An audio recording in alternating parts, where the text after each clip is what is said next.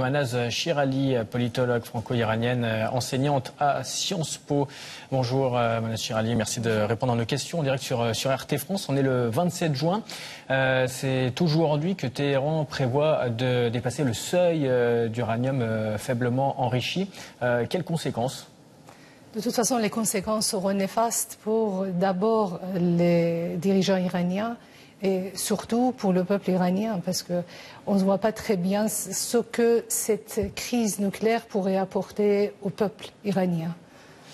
Donald Trump a évoqué l'éventualité d'une guerre courte contre l'Iran. Dans le même temps, Hassan Rouhani, lui, a eu par téléphone Emmanuel Macron et il a semble-t-il joué l'apaisement en disant qu'il ne cherchait pas à aller au conflit avec qui que ce soit. Est-ce qu'il faut s'attendre à une guerre ? Faut-il s'attendre à un statu quo avec des invectives qui vont continuer d'aller crescendo ? À quoi est-ce qu'il faut s'attendre ? C'est très difficile de répondre à votre question, mais vu la montée des tensions dans la région et vu tous les pays qui sont là en train de se défendre vis-à-vis des attaques éventuelles de l'Iran, on peut toujours craindre le pire et espérer que cela n'arrive pas. Parce que même des frappes courtes pourraient être néfastes pour les Iraniens, pourraient être catastrophiques pour les infrastructures du pays. Et donc, court ou longue comme guerre, ça va être vraiment très, très désastreux pour la société iranienne. Et pensez-vous que l'éventualité d'une guerre puisse réellement avoir lieu ? On sait, le week-end dernier, Donald Trump a fait volte-face puisqu'il avait prévu de frapper l'Iran et 10 minutes avant, il a préféré revenir en arrière. Donc, du coup, mais autant que je sache, il a dit que l'éventualité de la guerre est toujours sur la table. Les navires américains sont toujours au Golfe Persique et donc les gens, en fait, on peut toujours attendre l'éclatement de la guerre. Les dirigeants iraniens n'ont pas l'air vraiment vouloir éviter la guerre. On a vraiment l'impression, en étudiant leur comportement et leur discours, on a vraiment l'impression qu'ils sont dans une logique suicidaire.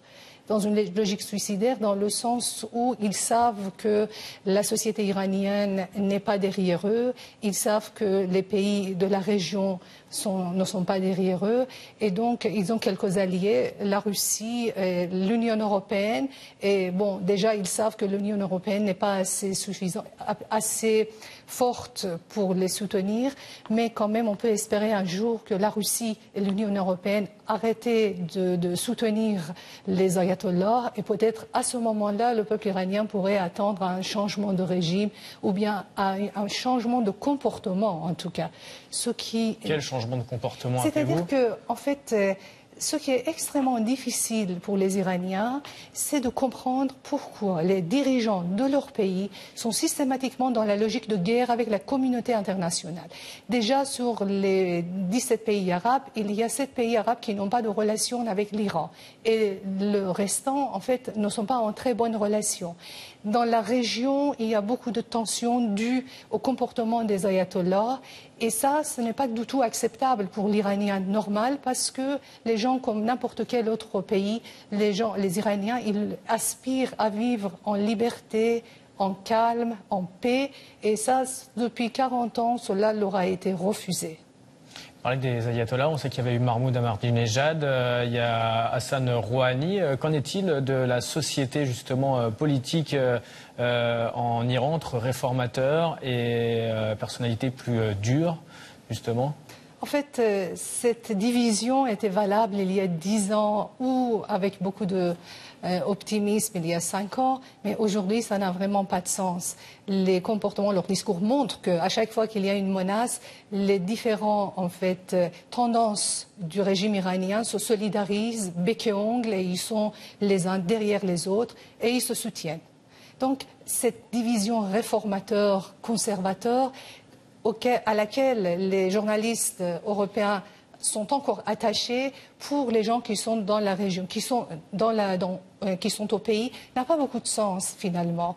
On a complètement perdu, à vrai dire, l'espoir des réformes en Iran, l'espoir des réformes dans la République islamique. Les invectives américaines de Donald Trump, notamment vis-à-vis de l'Iran, est-ce qu'il n'y a pas derrière une volonté justement de vouloir changer la vie politique en Iran? En tout cas, s'il y a une volonté de changer la vie politique en Iran, cette volonté correspond à la volonté des Iraniens. C'est en cela que... Vous voulez dire que les Iraniens sont d'accord avec Donald Trump?